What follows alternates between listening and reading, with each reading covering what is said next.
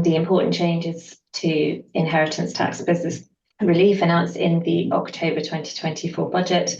I'm Elizabeth Field. I'm one of the partners in our private client team at Mills and Reeve, and I'm going to be chairing today. So the changes are not yet in force, but are due to come into force on the 6th of April 2026. The big headline is relief is reducing, and so the tax bills will be increasing for anyone with valuable agricultural or business assets.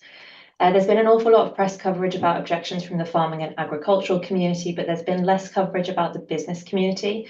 However, it does impact you just the same. So it's really important that we understand what the proposed rules mean for you and what the changes are going to be in practice. That's what my partners Ellie Milner from Private Client and James Hunter from our corporate team will take you through today, including what you should be doing right now before the changes come into force. So without further ado, Ellie, over to you. Thanks so much, Lizzie, and thank you everyone for joining us this morning. As Lizzie said, we'll be looking today at the changes to inheritance tax relief, specifically the changes to business relief, and what steps business owners and their advisors should be taking ahead of April 2026. So first, just to recap on what those changes look like. The current position is that very broadly, business assets, so for example, shares in privately owned trading companies or interest in trading partnerships, currently qualify for inheritance tax relief at 100%, irrespective of the value of those interests. And this is subject to some technical detail around what that entity might be doing and the assets that it owns. But overall, the owners of those types of investments, those types of assets, currently enjoy full inheritance tax exemption. So that allows those assets to be passed on death with no tax charge.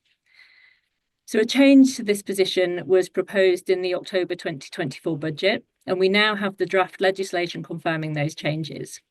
So from April 2026, the starting point will be that inheritance tax will be charged at 40% on half of the value of business assets.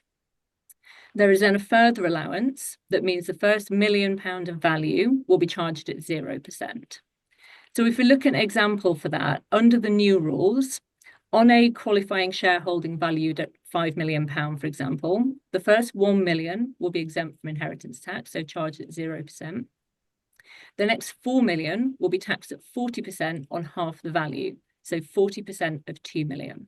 Therefore, in very simple terms, on these shares valued at 5 million, pre-April 2026, the inheritance tax would be zero. Post-April 2026, the inheritance tax would be £800,000. So whilst there are some provisions that would allow this tax to be paid by interest-free instalments, this is still a huge liability and that would need to be appropriately managed. So there's a window of opportunity before April 2026, whilst the current rules that are more generous are still in place. So there's a chance there to look to try and mitigate that coming liability. And this is why business owners and their advisors need to be taking steps now, prior to April 2026, to either mitigate the liability or just prepare for how that's going to be met.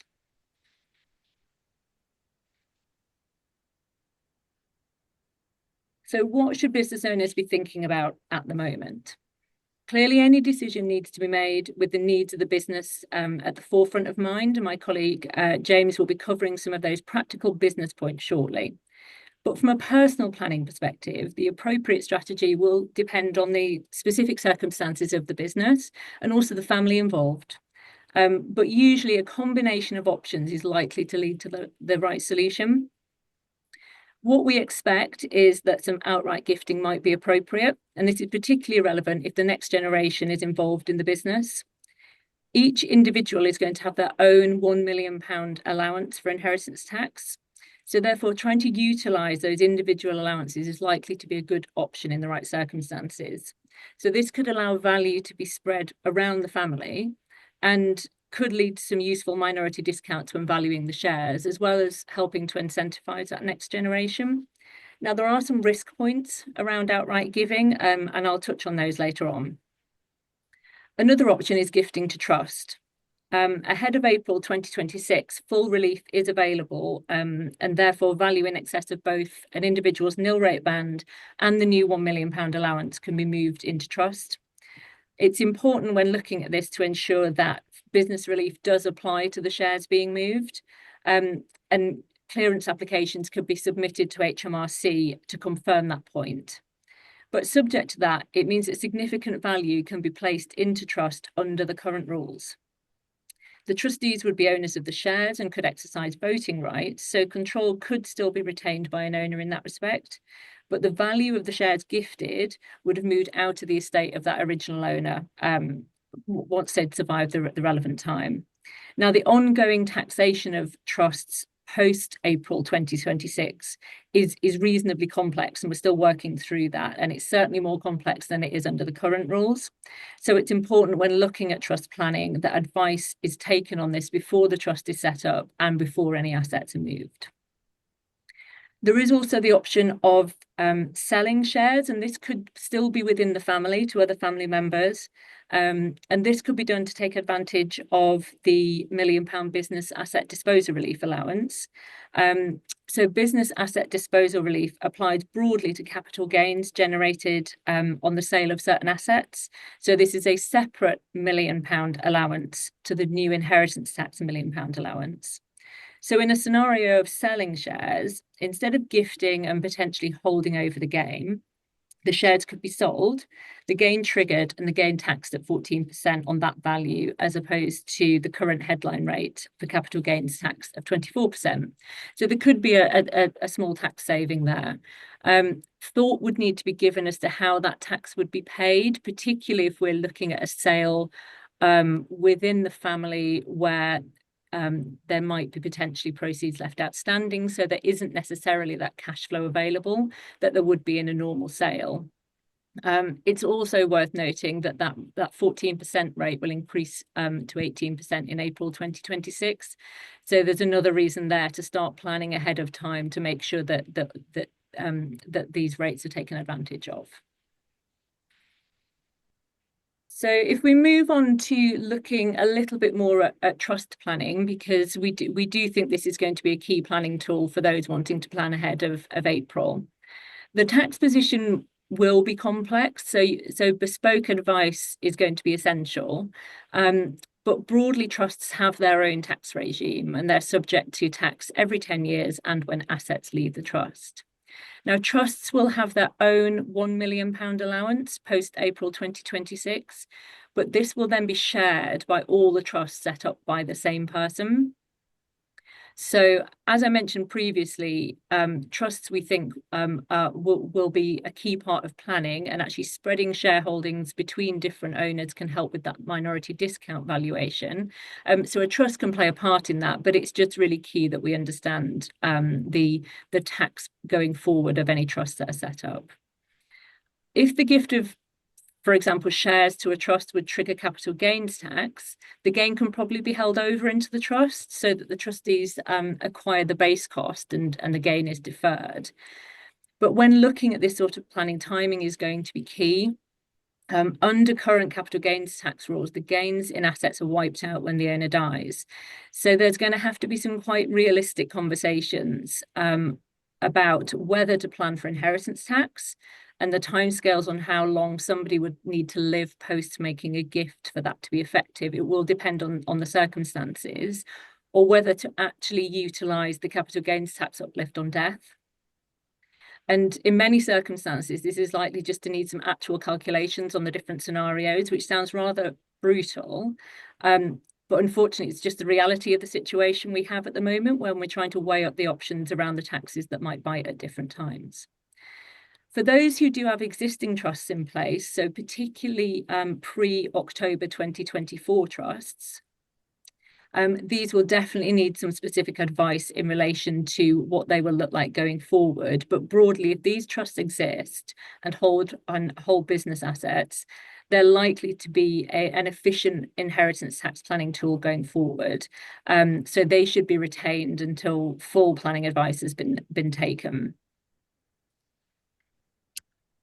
So if we look at some other key points that we think people should be thinking about at the moment, it's important that anyone who is holding assets that may qualify for business relief going forward have a really well-structured, flexible will in place. So any will needs to be able to capture allowances and make sure they're claimed to the extent that they're available, and also include enough flexibility for decisions to be made around what to do where assets do in fact exceed the £1 million allowance.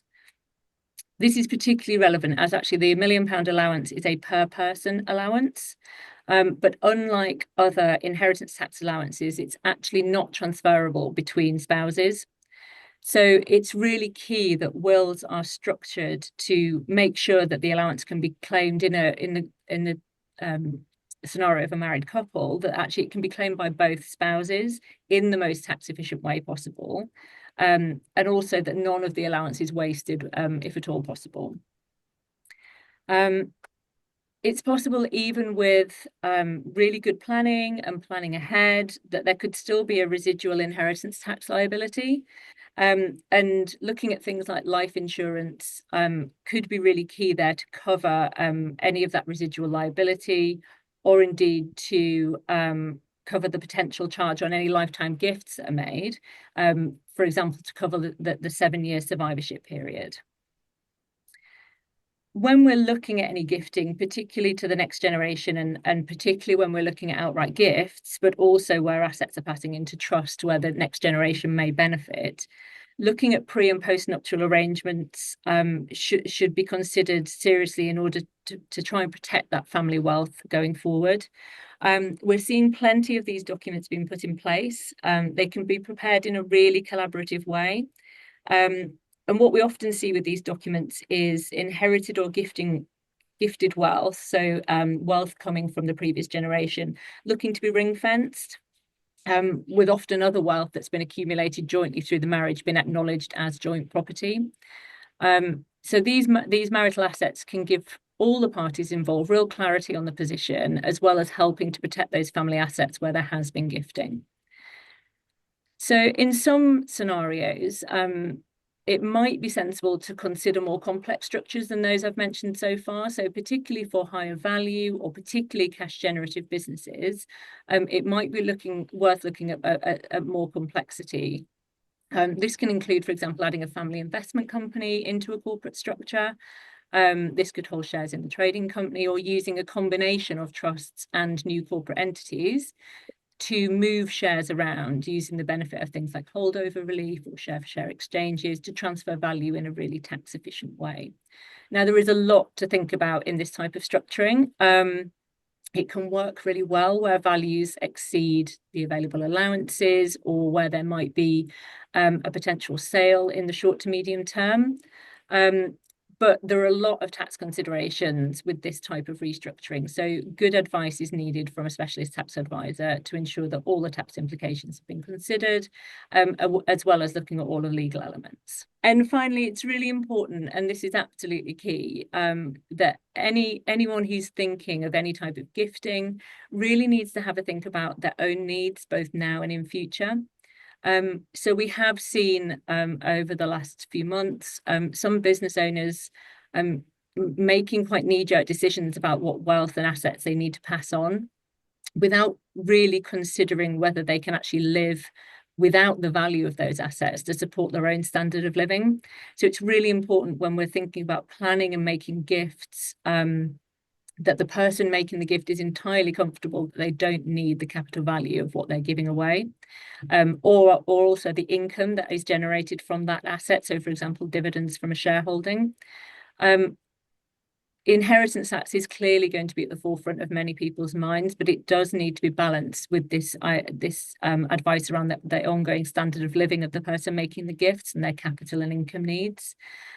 We generally see any significant planning is needing the input of a really good team of professional advisors, so lawyers, tax advisors, financial planners, at the very least, to ensure there's a really well-rounded, holistic plan. So I think that's covered off a lot of our personal planning points. I'm going to hand over to James now, who will cover off some of the key considerations from the company and the business side of things. Over to you, James. Thanks very much indeed, Ellie, and good morning, everybody. Thanks very much for it. So I'm going to take you out of tax. You'll be delighted to know, and we're just going to think about some of the other aspects of these types of planning steps and the sort of things that you need to be thinking about when you're doing them.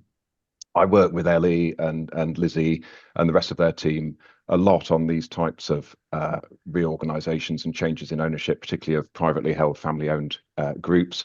And undoubtedly, they are very often led by tax considerations. Becca, if you just push the slide on one more. Led by tax considerations, and I very often sort of see this as the tax advisors writing the recipe, but then it falls to a much broader team very often to actually cook the meal and to consider whether there are any other ingredients that might be needed. And so, as Ellie just said, that there's a large element of collaboration here between the lawyers, your accountants, but also other advisors as well. And that's really key, I think, in getting these right and making sure that there's that holistic approach which Ellie has described. I think that it's important when considering any change in ownership of a business to reflect on why you're doing it. That may be a tax-driven motive, but also then to consider what impact it might have on the business itself, and to think very carefully about things around sort of governance and the share structure and so on, to identify whether you might need any changes to those.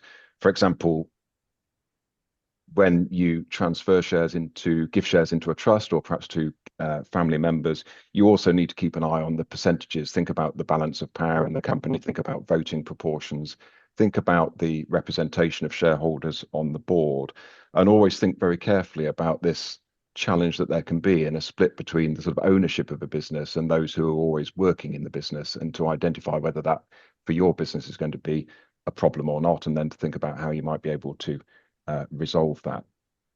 Quite often as well, when dealing with these kind of things, we see that a demerger might be a sensible thing to consider. That can be very useful in providing a clear distinction between sort of investment activities and trading activities, which from a tax perspective can be important. And certainly that's something that we've seen a lot of in the past 12 months or so, and I suspect we'll see quite a lot more of between now and April. Whatever arrangements you decide you're going to need to put in place, then they are usually usually documented in shareholders agreement and articles. Shareholders agreement's obviously a private agreement, the articles is public, and so usually there's a sort of balance between where those provisions might sit. And sometimes also we find that a sort of middle ground and a family constitution or other type of constitutional agreement or family council can be a useful way to capture other principles about the way the business will be governed and managed, which you might not want to distill to sort of strict legal principles, but might nevertheless wish to capture and make sure that you govern things by reference to that. At Mills and Reeve, we've got a special suite of documents that we use particularly for family investment companies, and those actually provide some great solutions to what can be quite commonly encountered problems when you're changing ownership and gifting shares into trust, and thinking about succession to future generations.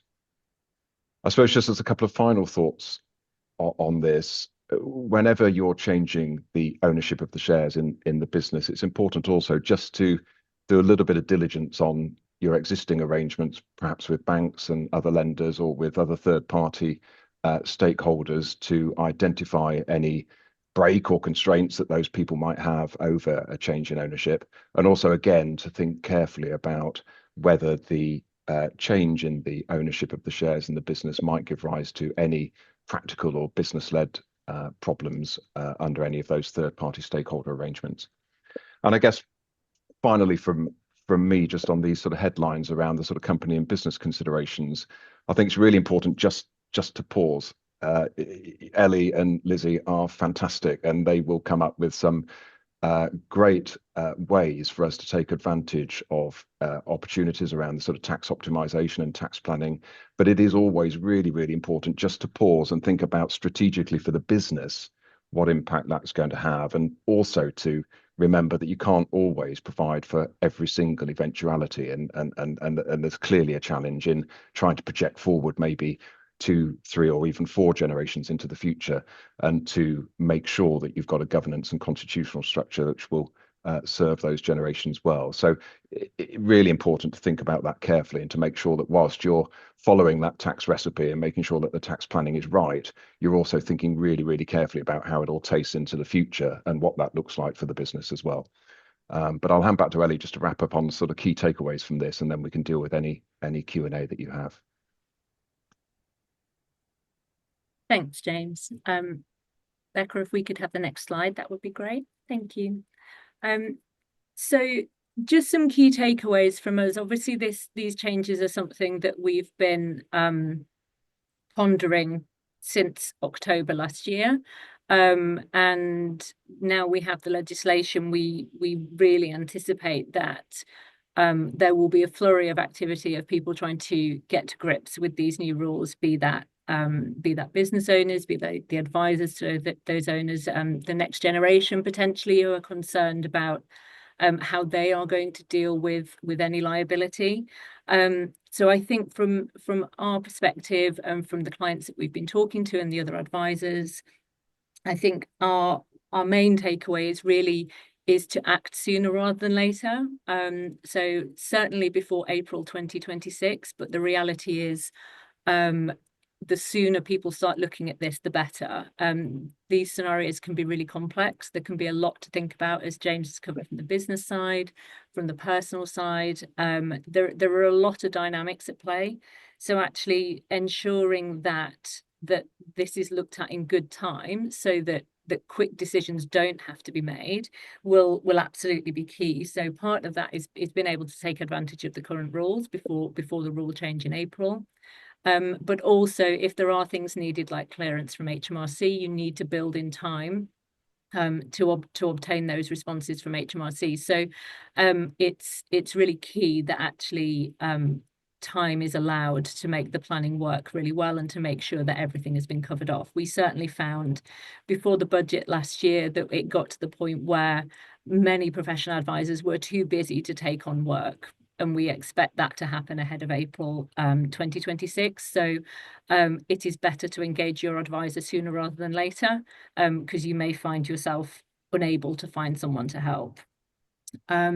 Looking at will structuring is going to be absolutely key. So both in respect of making sure the will does what we need it to do from an allowance perspective, but also if there has been lifetime giving, to make sure that what is then in the will achieves what the family want to achieve overall. So for example, if a child has received gifts in lifetime, does there need to be balancing up under the will itself, and what's the best way of doing that? So making sure there's a really well-structured will in place, it's going to make the most of allowances, but also achieve the family aims will be key. Using trusts and marital agreements to actually help protect the family assets will be important when we're looking at gifting and moving assets around. And then looking at things like life insurance to manage any residual liability or risk is often a good option. And then finally, I think that, you know, I've made the point, and James as well, that actually all of this needs to be tailored, or any decisions that are made, any advice taken needs to be tailored around the needs of the business, around the family, and actually what the longer term objectives are. As James said, you can't predict the future, you can't predict every eventuality, but actually taking some time to work through what the possible options and outcomes might be will mean that any planning that is put in place has the best chance of not only achieving all of the tax aims you want to achieve, but actually making sure it's the right choice for the family and the business going forward. So I think from our perspective, if you take anything away from today's session, it is act sooner rather than later, but make sure the advice that you take is well-rounded and holistic, with the advice taken from all of the advisors you need, but also involving the family as much as possible to make sure you have that buy-in. Now, Lizzie, we've got 5 minutes for questions, and I think we have a few that have come through. So if you would like to fire some at James and I, that would be great. Oh, thanks very much. This one's going to come straight back at you, Ellie. So we've got a question about the fact that the rules aren't in force yet, whether we expect them to come into force, and also whether we expect them to be perhaps reversed by a different government in 4 years' time. Okay. Okay, I will just get my crystal ball out and I will answer that question for you. The legislation is only in draft at the moment. It only arrived last week or the week before, I think. And it is open to a technical consultation until the middle of September. But the reality is the legislation has turned up in broadly the form we expected it to. There aren't any particularly significant amendments to what was the outline that was announced in the budget last year. So it does feel quite unlikely that it won't come into force, given that there hasn't been a deviation from that October 2024 announcement. And that's even in the face of a very widespread PR campaign by the farmers who are similarly affected by these changes. It does feel unlikely that the government would change their mind now, given that they've gone to the effort of publishing the legislation. So it looks likely that the legislation we have now, the draft legislation, is where we will be in April 2026. Whether it will be reversed by a future government, I mean, it's anything is possible at the moment. But I think when we're looking at advising clients, advice has to be based on where we are at the moment. Coming back to this, you can't plan for every eventuality, and we sadly do not have a crystal ball. You really have to plan for where we are at the moment and what rules we have, with enough flexibility, ideally, to adapt if things change in future. Thanks, Ellie. I've got another one for you, I'm afraid, which is just the difference between a pre-October budget trust and a new trust set up now. Why are the pre-budget trusts better? Lizzie, I'm going to let you answer that one because I know you were reading about this the other week. I was. So the broad rule is that if you've got pre-budget trusts and they hold qualifying property, then they're each going to have their own £1 million 100% relief. So there are conditions on that. There are detailed rules. The draft legislation is quite complicated, but our broad rule of thumb is that we expect pre-existing trusts to each be able to get a £1 million allowance, whereas post-budget trusts, however many trusts you set up, the suggestion is that there will only be one £1 million allowance. And depending on the values you're putting into trust, that might be allocated entirely to the first trust, and any future trusts would have no 100% relief at all. So that's why we're saying if you have those trusts, that certainly sit on them until you've taken some advice, because they could be very beneficial to the family. You know, if you had several trusts, that's another £4 or £5 million of 100% relief that's available. So important to take advice before you do anything to disturb that. James, I've got a question for you on the corporate side. Just around, if you put your shares into trust, what happens in terms of control and voting on those shares? What do you have to think about from that perspective? Yeah, thanks, Lizzie. And that comes up quite a lot. I mean, naturally, the existing owner of the shares will very often be concerned about that. Once the shares have been gifted into trust, the shares are then owned by the trustees and not by the previous owner. And so the votes are capable of being cast by those trustees. And as a technical point, the first named trustee is the one who, from a company law perspective, has the vote, although from a trust law perspective, the rules will apply around decision taking by the trustees themselves. So the way for somebody to preserve a voting position is to make sure that they are and then continue to be a trustee, and possibly even the first named trustee of the trust to which those shares are gifted. That's not always the right solution. It can have other tax issues connected with it, but broadly speaking, that's the only way to retain that vote. If you give the shares into a trust and you're not a trustee, then you cannot control those votes. And it is a really important consideration for people when looking at this to be comfortable with giving the shares away to the trust, because my understanding, you know more about this than I do, but unwinding these things is sometimes quite difficult. And so once the shares are in the trust, the current owner needs to be comfortable with that arrangement going forward. So yeah, voting, and this is the sort of balance of power point I was making. You need to think about what the percentages will look like, those key numbers like 25%, 50%, 75%. Where will that sit once you've gifted all or some of your shares into the trust? Thanks, James. Yeah, it's a really important point that any of this inheritance tax planning only works if the donor of any of these gifts is happy to give up the benefit of the gift. So you can't put it into trust and then get it back. You've got to be comfortable that it's affordable for you to do that. and with all the practical implications of doing that. We're right on time, but I've got one last question that's pretty relevant. So Ellie, can I throw this one at you? If you make a significant gift of over the 1 million before April 2026, but die within 7 years, are you under the old rules or the new rules? You are under the old rules for the giving, but going forward after April, you are under the new rules. So it's there's going to be a certain period where there is benefits, but also it's very important to understand how that looks forward into the future, and understanding where the tax will bite and when and what that might look like. Comes back to the need to looking at calculations and as I said, sounds brutal, but life expectancy and all of that sort of thing. Thank you very much for coming, and appreciate any feedback that you have.